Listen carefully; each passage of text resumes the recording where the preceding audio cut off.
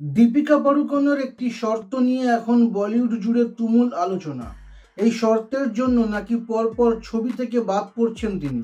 শর্তটি হলো তিনি ৮ ঘন্টার বেশি ১ মিনিটও কাজ করবেন না।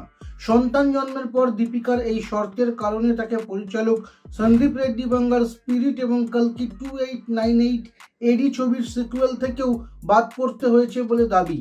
তবে এই বিতর্কে দীপিকার পাশে এসে দাঁড়িয়েছেন অনেকে, যেমন অভিনেত্রী রকুলপ্রীত সিং। রকুলের স্পষ্ট কথা, কে কত ঘন্টা কাজ করবেন তার কোনো নির্দিষ্ট মাপকাঠি হতে পারে না। 16, 25 বা 35 বছর বয়সে মানুষের জীবনের অবস্থা ভিন্ন থাকে, তাই সবার জন্য একই নিয়ম খাটে না। তিনি প্রশ্ন তুলছেন, অমিতাভ বচ্চনের মতো তারকাকে কি 14 ঘন্টা কাজ করার কথা বলা যায়?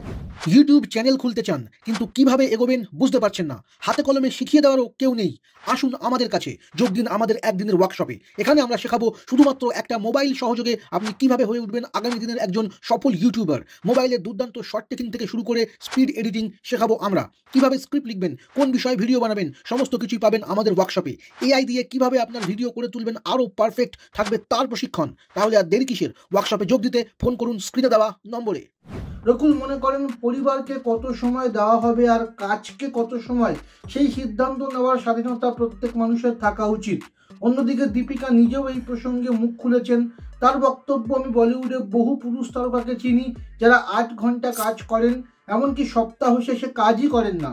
সেই সময় কেউ আপত্তি তোলে না, কিন্তু একজন মহিলা এই দাবি করলেই প্রশ্ন ওঠে। আপনাদের কি মনে হয়, কাজের সময় বেঁধে দেওয়া কি একজন তারকার ব্যক্তিগত অধিকার, নাকি এটা পেশাদারিত্বের অভাব? কমেন্ট করুন এবং দেখতে থাকুন আমাদের এই চ্যানেল।